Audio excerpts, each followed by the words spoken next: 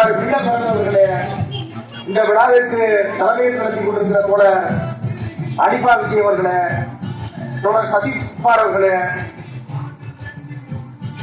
உங்கள் அனைவரையும்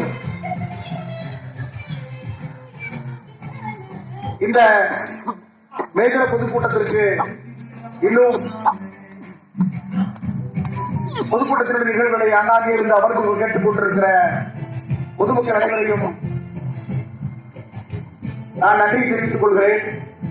இந்த மேஜர பொதுக்கூட்டம் என்பது தொடர்களே, மேஜரம் என்பது ஒரு 100 ஆண்டுகளுக்கு முன்னால்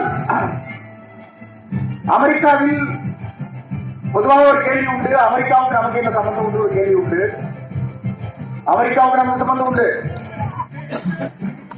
இன்றைக்கு நம்மளுடைய கையில வச்சிருக்கக்கூடிய ஒரு 189 ரூபாய், அது 89 ரூபாய் தான் அமெரிக்காவுடைய நாணயத்தினுடைய $1 சமமானது. அமெரிக்காவுடைய $1 விலை, $1 மதிப்பு இந்தியாவுடைய 89 ரூபாய்க்கு சமமானது. நம்முடைய பணம் ஒரு பணமே கிடையாது. இந்திய பணம் ஒரு பணமே கிடையாது. அது உலக முதலாளிகளினுடைய மிகப்பெரும் சாம்ராஜ்யம். அந்த நாட்டினுடைய பொருளாதாரம் தான் நாட்டை தீர்மானிக்கிறது. நாட்டினுடைய ஏற்ற இறக்கங்கள், விலைவாசி அனைத்தையும் தீர்மானிப்பது உலக பொருளாதாரம். இந்த உலக பொருளாதாரத்தை கட்டி தீர்மானிப்பது அமெரிக்க பொருளாதாரம். அமெரிக்க பொருளாதாரத்தினுடைய ரூபாயினுடைய டாலருடைய மதிப்பு ஏறுமானால் இந்தியாவுடைய நாணய மதிப்பு குறையும். இந்தியாவுடைய நாணய மதிப்பு, அமெரிக்காவுடைய டாலர் மதிப்பு குறையுமானால் இந்தியாவுடைய டாலர் மதிப்பு, இந்தியாவுடைய ரூபாய் மதிப்பு குறையும். இப்படி உலகம் முழுவதும் அமெரிக்க ஏகாதிபத்தியத்தினுடைய பொருளாதாரம் தான் உலக பொருளாதாரத்தை தீர்மானித்துக் கொண்டிருக்கிறது. தற்பொழுது நம்ம யாரும் ஒரு 15 ஆண்டு காலம் ஆட்சி அதிகாரத்தில் இருக்கிற மோடி 1914 அதிகாரத்துக்கு வர பொழுது 54 ரூபாயாக இருந்த டாலருடைய மதிப்பு இன்னைக்கு 89 ரூபாயாக மாறி இருக்கு.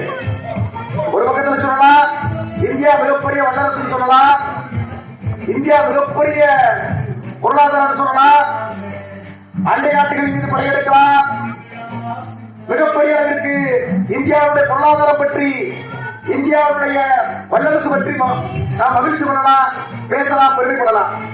ஆனா யதார்த்தத்தில் மக்களுடைய நிலைமை என்ன என்று சொன்னால், ஒவ்வொரு நாளும் இந்த நாட்டினுடைய 150 கோடி மக்கள், அதுல 100 கோடி 120 கோடி தொழிலாளிகளுக்கும் அனைத்திடமும் உழைப்பு சுரண்டல் கூப்பிடுகிறார்கள். உழைப்பு சுரண்டல் என்பது ஒரு 100 வருடத்துக்கு நிலைமையெல்லாம் மாறி இன்னைக்கு 12 மணி நேர வேலை, எங்கு பார்த்தாலும் 12 மணி நேர வேலை, எந்த வேலை வேணாலும் செய்கிறது. நேற்று ஒரு வேலைக்கு போறது, இன்னைக்கு ஒரு வேலை கிடைக்கும், நாளைக்கு ஒரு வேலை கிடைக்கும், நாளைக்கு ஒரு வேலை கிடைக்கும். பணம் துரத்துகிறது, தொழிலாளி வர்க்கத்தை பணம் துரத்துகிறது, ஒரு நாளும் பணம் துரத்துகிறது. இந்த பணத்திற்காகவே தொழிலாளி வர்க்கம் ஓட வேண்டியிருக்கிறது. எங்க வேணாலும் ஓடலாம், எந்த வேலை கிடைச்சாலும் செய்யலாம். இப்படிப்பட்ட வாழ்க்கை உத்தரவாதம் இல்லாத ஒரு நிலை ஏற்பட்டிருக்கிறது. ஆனால் 100 ஆண்டுகளுக்கு முன்னால் மேதனத்தினுடைய முழக்கம் என்ன என்று சொன்னால் 12 மணி நேர வேலை இல்ல, 24 மணி நேர வேலை இல்ல, 18 மணி நேர வேலை இல்ல. இந்த வேலை என்பது 8 மணி நேர வேலை, 8 மணி நேர உறக்கம், 8 மணி நேர ஓய்வு என்ற முழக்கத்தின் அடிப்படையில்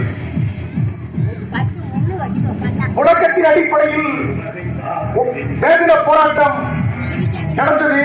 அந்த மேதின போராட்டத்தினுடைய விளைவாக உலகம் முழுவதும் 8 மணி நேர வேலை உறுதி செய்யப்பட்டது. இந்தியாவிலும் கூட 8 மணி நேர வேலை தான், இன்று வரை 8 மணி நேர வேலை தான். ஆனால் ஒரு விஷயம் என்ன சொன்னால், அந்த 8 மணி நேர வேலையை கொடுப்பது போல் கொடுத்துவிட்டு 8 மணி நேரத்துக்கு அதிகமான வேலையை வாங்கிக் கொள்வது என்பதுதான் இன்றைய நிலைமை. 8 மணி நேரத்துக்கு மேலே எவ்வளவு நாள் சுரட்டிக் கொள்வது. ஒரு விசித்திரமான ஒரு இந்த தமிழக அரசு, விடியல் அரசு, திராவிட அரசு என்று சொல்லுகிற இந்த அரசில் கூட போன வருடம் முதலமைச்சர் ஸ்டாலின் 12 மணி நேர வேலைக்கான ஒரு அவசர நிலையை அறிவித்தார். 12 மணி நேர வேலைக்கான அவசர நிலையை அறிவித்தார். 12 வேலை என்று 12 மணி நேர வேலை என்று சொன்னார். உடனே மிகப்பெரிய எதிர்ப்பு வந்து கிளம்பியது. அந்த 12 மணி நேர வேலையை ரத்து செய்தார். இன்று கூட தமிழ்நாட்டில் உள்ள 1,25,000 7 கோடி மக்களில் ஏறக்குறைய ஒரு 6 கோடி மக்கள் 5 கோடி மக்கள் 5,5 கோடி மக்கள் இன்று உழைப்பாளிகள் தான்.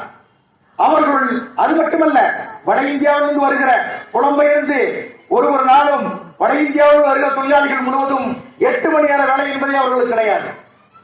தமிழகத்தில் கூட உள்ளூர் தொழிலாளிக்கு 8 மணி நேர வேலை உண்டு, போராடினால் 8 மணி நேர வேலை உண்டு, முதலாளி எதிர்த்து கேட்டால் 8 மணி நேர வேலை உண்டு. ஆனால் வட இந்தியாவில் வருகின்ற தொழிலாளி முழுவதும் 12 மணி நேர வேலைக்கு ஒரு கொட்டடியில் அடைக்கப்பட்டிருக்கிறார். 12 மணி நேர வேலைக்கு கொட்டடியில் அடைக்கப்பட்டிருக்கிறார். அது 12 மணி நேர வேலையோட வேலை செய்யலாம். ஒரு மூட்டை ரேஷன் அரிசி, ஒரு மூட்டை சந்தையில் இருக்கக்கூடிய உருளைக்கிழமை மட்டும் வாங்கி அவர்களுக்கு உணவாக கொடுத்து விட்டு 12 மணி நேர வேலைக்கு ஆடு மாடுகளை போல வேலை வாங்கிக் கொள்கிற ஒரு நிலைமை தற்பொழுது தமிழகத்தில் இருந்து வருகிறது. இதற்கெல்லாம் காரணம் என்ன என்று சொன்னால், தொழிலாளி வர்க்கத்தினுடைய கட்சியான கம்யூனிஸ்ட் கட்சி மிகப்பெரிய அளவிற்கு இதற்கெல்லாம் ஒரு காலத்தில் போராடியது, இந்த உரிமைகள் எல்லாம் பெற்றுக் கொடுத்தது. தற்பொழுது அதற்காக போராடி கொண்டிருக்கிறது. அதற்காக இந்த போராட்டம் தொடர்ந்து கொண்டுதான் இருக்கிறது. எனவே மேதின போராட்டம் என்பது, மேதின நிகழ்ச்சி என்பது இன்று 8 மணி நேர வேலையை தாண்டி எல்லா பிரச்சனைகளையும் அது அந்த விஷயத்தை நாம் பார்க்க வேண்டிய நிலைமையாக மாறி இருக்கிறது. இன்றைக்கு ஒரு தொழிலாளி 500 ரூபாய் கூலிக்கு சென்றால் அந்த 500 ரூபாய் கூலிக்கான அந்த 500 ரூபாய் அன்றைய வாழ்க்கை செலவு முழுதும் முடிந்துவிடும்.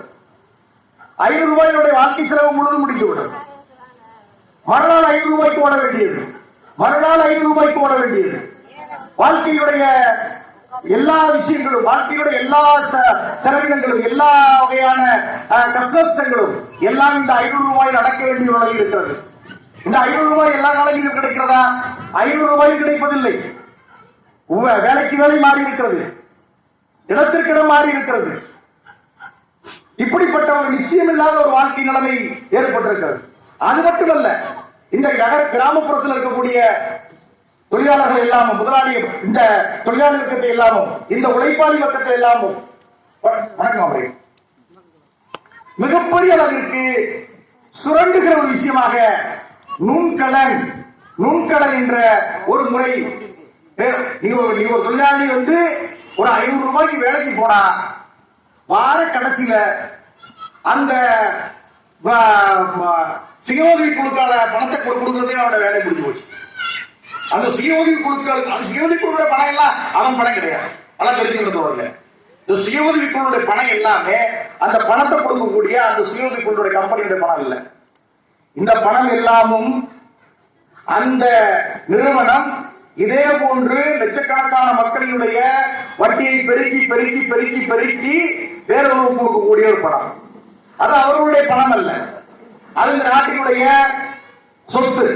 இந்த நாட்டினுடைய சொத்து, நாட்டினுடைய பணம் தனி அவர்களின் கையில் கொடுக்கப்பட்டு, அவர்கள் வந்து உழைப்பாளர்களுடைய கையில் பிரித்து கொடுக்கப்பட்டு வார வாரம் மாதா மாதம் வட்டியாக பெறக்கூடிய ஒரு வகையான சுரண்டல் முறை, ஒரு வகையான சுரண்டல் முறை. அந்த சுரண்டல் முறை இன்றும் கூட மிகப்பெரிய அளவிற்கு இந்த தொழிலாளி வர்க்கத்தை, உழைப்பாளி வர்க்கத்தை, ஒவ்வொரு நாளும் வேலை செய்யக்கூடிய கூலி தொழிலாளிகளை சட்டையாக புரியக்கூடிய ஒரு முறை இந்த சுய உதவி குழுக்கள். இந்த சுய உதவி குழுக்களின் மூலம் அது ஒரு பக்கம் இதாக வர வேண்டிய விஷயம். மறுபக்கத்தில் வாழ்க்கை நிலைமைகள் மிகப்பெரிய ஒவ்வொரு நாளும் மிக கடினமான வாழ்க்கை நிலையாக மாறிக்கொண்டிருக்கிறது. ஒரு நாளும் கடினமான வாழ்க்கை நிலை. பள்ளிக்கூடத்திற்கு குழந்தைகளுடைய பள்ளிக்கூட செலவு, வீட்டு செலவு, மருத்துவ செலவு, இவர்களுக்கெல்லாம் அடக்கமாக இந்த ஒரு கூலி நிர்ணயிக்கப்பட்டிருக்கிறதா என்று சொன்னால் அந்த கூலி நிர்ணயிக்கப்படவில்லை. இன்றைக்கு எல்லா தொழிலாளர்களுமே, அனைத்து தொழிலாளர்களுமே நலவாரியத்தின் அடிப்படையில் உறுப்பினராக்கப்பட்ட தொழிலாளிகள் தான். நலவாரியத்தின் அடிப்படையில் உறுப்பினராக்கப்பட்ட தொழிலாளிகள். இந்த தொழிலாளிகளினுடைய கொடுக்கக்கூடிய பல பலன்கள் அவர் கிடைக்கிறதா என்றால் இல்லை. இப்படி மேதனம் பற்றி ஏகப்பட்ட விஷயங்கள் சொல்ல அவருடைய தேவைகள் இருக்கிறது, அதற்கான போராட்ட நிலைமைகள் இருக்கிறது. இது குறித்து தோழர் நாகராஜன் தோழர் அவர்கள், மாநில செயலாளர்கள் விரிவாக பேசுவார். ஆனால் இன்று நாட்டினுடைய நிலைமை, உலகத்தினுடைய நிலைமை மிக மோசமாக சென்று கொண்டிருக்கிறது. உலகம் முழுவதும் மிகப்பெரிய அளவில் நெருக்கடி ஏற்பட்டுக் கொண்டிருக்கிறது. அமெரிக்காவில் இருக்கக்கூடிய தொழிலாளிகள் அமெரிக்காவுக்கு சென்றவர்கள் எல்லாம் இங்கு ஒரு வேலையில் ஒரு போர் விமானத்தில் சரக்குகளை போல அடைத்து இந்தியாவில் அடித்து அனுப்பப்படுகிறார்கள்.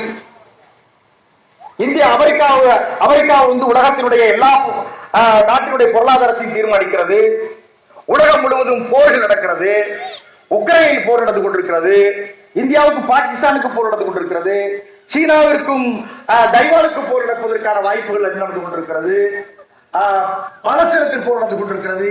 இந்த போர்கள் அனைத்தும் மிகப்பெரிய அளவுக்கு மக்களினுடைய அன்றாட வாழ்க்கையை பாதிக்கக்கூடிய சூழலில் சென்று கொண்டிருக்கிற சூழலில் இந்திய உலகம் மிக நெருக்கடியான காலத்தில் சென்று கொண்டிருக்கிறது. இப்படிப்பட்ட சூழலில் தான் நேற்று தோழர்கள் எல்லாம் கவனித்துக் கொள்ள வேண்டியது, நேற்று இரண்டாம் உலக யுத்தத்தில் சோவியத் கம்யூனிஸ்ட் கட்சியின் தலைமையில் ரஷ்யா ஹிட்லர் ஏகாதிபத்தியத்தை, ஹிட்லருடைய பாசிசத்தை வீழ்த்தியதனுடைய 80வது ஆண்டு நிறைவு கொண்டாடப்பட்டது. மாஸ்கோவில் மிகப்பெரிய செங்கொடி அணிவகுப்போடு நம்ம கட்டப்பட்டிருக்கிற நம்ம செங்கொடி அணிவகுப்போடு ரஷ்யாவில் மிகப்பெரிய ராணுவ அணிவகுப்பு நடத்தப்பட்டது. தோழர்கள் எல்லாம் யூடியூபில் பார்க்கணும். ஒரு காலத்துல இந்த கம்யூனிஸ்ட் கட்சி தலைமையில் உலகம் மூன்றில் ஒரு பகுதி மக்கள் 800 கோடி மக்களில் ஏறக்குறைய 450 கோடி மக்கள் உலகத்தில் செங்கொடியின் கீழ் ஆட்சி நடத்தப்பட்டது. ரஷ்யா, போலந்து, உக்ரைன், செக்கோஸ்லோவியா, ருமேனியா, சீனா இந்த நாடுகள் எல்லாம் செங்கொடியின் கீழ் கம்யூனிஸ்ட் கட்சியின் கீழ் அதிகாரம் நிலவப்பட்டது. அதனுடைய காலங்களில் இந்த அளவிற்கு மிகப்பெரிய அளவுக்கு போர்கள் நடக்கவில்லை, இந்த அளவிற்கு வறுமை இல்லை, இந்த அளவிற்கு நாட்டினுடைய மிகப்பெரிய அளவிற்கு மிகப்பெரிய உதவிகள் எல்லாம் சோவியத் யூனியன் செய்தது. சோசியலிச உலகம் மிகப்பெரிய அளவுக்கு போராடியது. இன்று சோவியத் யூனியனில், ரஷ்யா, சீனாவில், மற்ற நாடுகளில் கம்யூனிஸ்ட் கட்சியினுடைய அதிகாரம் விளைவாக பல மாற்றங்கள் நடந்து கொண்டிருக்கின்றன. இப்படிப்பட்ட சூழலில் இந்தியாவில் தற்பொழுது மிகப்பெரிய அளவுக்கு ஒரு சமூக அமைதியின்மை தோன்றுகிறது. இந்த சமூக அமைதியின்மை பல தளங்களில் வெளிப்படுகிறது. சாதி ஒடுக்குமுறை நடக்கிறது, மதத்தின் மீது ஒடுக்குமுறை நடக்கிறது, மதத்தின் பெயரால் போர் நடக்கிறது. சமூக அமைதி ஒவ்வொரு நாளும் குலைக்கப்படுகிறது. 2 நாளுக்கு முன்னால் புதுக்கோட்டையில் தாழ்த்தப்பட்ட மக்களின் மீதான ஆதிக்க சாதி மக்களினுடைய தாக்குதல், மதுரையில் தாக்குதல், புதுக்கோட்டையில் தாக்குதல், இதுபோல சாதி ஒடுக்குமுறை மிகப்பெரிய அளவுக்கு நடந்து கொண்டிருக்கின்றன. மதத்தின் பெயரால் ஒடுக்குமுறை நடக்கிறது. பெண்கள் மீதான ஒடுக்குமுறை, பெண்கள் மீதான வன்முறை அதிகமாகிக் கொண்டிருக்கிறது. இப்படிப்பட்ட சூழலில் நாடே மிகப்பெரிய அளவிற்கு ஒரு அமைதியற்ற சமூகமாக, ஒரு முதலாளிகளுடைய நலனுக்காக எதையும் அவர்கள் மக்களை பிரித்தாளும் சூழ்ச்சியில் ஒரு ஆட்சியாளர்களாக மாறி கொண்டிருக்கிறார்கள். தமிழ்நாட்டில் கூட ஸ்டாலின் தலைமையிலான ஆட்சி திராவிட மாடல் ஆட்சி, முற்போக்கான ஆட்சி என்று சொல்லப்படுகிறது. ஆனால் பெரியாருடைய ஒரு நூற்றாண்டு கால பாரம்பரியத்தில் இருந்த தமிழ்நாட்டில் தற்பொழுது சாதி ஒடுக்குமுறை மிகப்பெரிய அளவுக்கு தலைவிரித்தார்கள். இப்படிப்பட்ட நிலைமைகள் எல்லாம் நடந்து கொண்டிருக்கிற விஷயங்களுக்கெல்லாம் கம்யூனிஸ்ட் கட்சி மட்டுமே மாற்று என்ற ஒரு நிலைமை, கம்யூனிஸ்ட் கட்சி மட்டுமே மக்களுடைய அமைதியையும், சமூகத்தினுடைய அமைதியையும், தொழிலாளர்கள் கட்சியுடைய உரிமையும், மக்களுடைய உரிமைகளையும் பெற்றுத்தரக்கூடிய ஒரு கட்சி கம்யூனிஸ்ட் கட்சி மட்டும்தான். மற்ற எல்லா முதலாளிப்பு கட்சிகள், அனைத்து கட்சிகளும் முதலாளிப்பு கட்சிகள் தான். எல்லா கட்சிகளும் முதலாளிப்பு கட்சிகள் தான். கம்யூனிஸ்ட் கட்சிகளை தவிர கம்யூனிஸ்ட் கட்சிகளே பல பிரச்சனைகள் இருக்கிறது. கம்யூனிஸ்ட் கட்சிகளிலேயே சிபிஐ, சிபிஎம் என்று பல கட்சிகள் இருந்த போதிலும் கூட இந்த கட்சிகள் எல்லாம் தற்போது காலத்தினுடைய தேவையை கருதி இந்த கட்சிகள் எல்லாம் ஒன்று சேர வேண்டிய நிலையில் எல்லாம் தற்போது இருக்கிறது. அதே சமயம் இந்த கட்சிகள் கடந்து வந்த பாதையில் ஏற்பட்ட தவறுகள் எல்லாம் சரி செய்து கொள்ள வேண்டியிருக்கிறது. பல்வேறு தவறுகள் செய்யப்பட்ட தவறுகள் எல்லாம் சரி செய்து கொள்ள வேண்டிய ஒரு காலத்தில் இருந்து இருக்கிறோம். இப்படிப்பட்ட சூழலில் நேர நிகழ்ச்சியை பற்றிய ஒரு விரிவான மக்களுடைய எல்லா இன்றைய பிரச்சனைகள், தொழிலாளர்களுடைய பிரச்சனைகள், மற்ற விஷயங்கள் எல்லாம் மாநில செயலாளர் விரிவாக உரையாற்றுவார். தோழர் குண்டுமலை அவர்கள் விரிவாக உரையாற்றுவார். இப்படிப்பட்ட சூழலில் நாம் மே தினத்தை கொண்டாடுகிறோம். தொடர்ந்து இந்த மே தினத்தினுடைய கோரிக்கை வென்றெடுக்கும் விஷயமாக மே தினத்துடைய கோரிக்கைகள் ஒவ்வொரு நாளும் தேவை இருந்து கொண்டே இருக்கிறது. ஒரு வருஷத்துக்கு முன்னாடி நடந்துச்சு அப்படி சொல்லிட்டு போற விஷயம் அல்லது. இன்றைக்கு மேதினத்தினுடைய தேவை, மேதினம் வைத்த முழக்கங்கள், மேதினம் வைத்த அடிப்படை கோரிக்கைகள் இன்றும் அது நிறைவு செய்யப்படவில்லை. இப்போ இங்க தெருவில் இருக்கக்கூடிய தொழிலாளர்கள் காலையில போனாங்கன்னா சாயந்தரம் எத்தனை மணிக்கு வீட்டுக்கு வருவாங்கன்னு தெரியாது. நாளைக்கு காலையில வேலை கிடைக்குமான்னு தெரியாது. முதல் நாள் ஒரு வேலைக்கு போவாங்க, மறுநாள் ஒரு வேலைக்கு போவாங்க, மூணாவது நாள் வேலைக்கு போக மாட்டாங்க. அப்புறம் 15 அந்த வாரத்தினுடைய சனிக்கிழமையில வேற ஒரு தேவை வட்டி கணக்காகவும் அவனுக்கு ஒரு 700 ரூபாய் 1000 ரூபாய் பணம் ரெடியா இருக்கு. இப்படி ஒரு நிச்சயமில்லாத வாழ்க்கை முறை உருவாக்கி இருக்கிறது. இந்த நிச்சயமில்லாத வாழ்க்கை முறை, இந்த ஒரு உத்தரவாதம் இல்லாத வாழ்க்கை முறை நம்மளை மேலும் மேலும் அழித்துக் கொண்டிருக்கிறது. இப்படிப்பட்ட சூழலில் தொழிலாளி வர்க்கம் இந்த கோரிக்கை, இந்த பிரச்சனைகள் எல்லாம் வென்றெடுத்து, இந்த பிரச்சனைகள் எல்லாம் கலைந்து தொழிலாளி வர்க்கம் மிகப்பெரிய ஒரு அரசியல் சக்தியாக மாறி அரசியல் அதிகாரத்திற்கு வர வேண்டிய அரசியல் அதிகாரத்துக்கு வர தேவை அதிகரித்திருக்கிறது. அதன் அடிப்படையில் தான் இந்த மேதினத்தை நிகழ்த்துகிறோம், மேதின நிகழ்ச்சி நடத்தி கொண்டிருக்கிறோம்.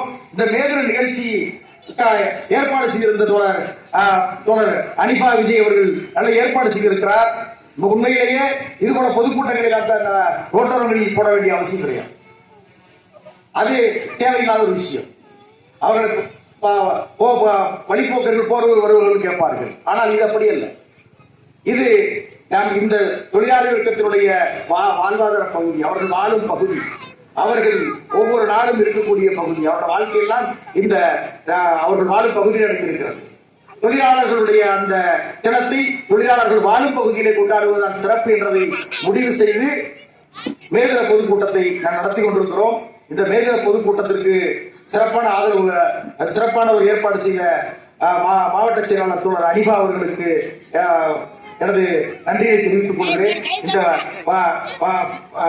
மேதின நிகழ்ச்சிக்கு பேசுவதற்கு வாய்ப்பளிக்கும் தோழர்களுக்கு நன்றி கூறி விடைபெறுகிறேன். நன்றி. வணக்கம்.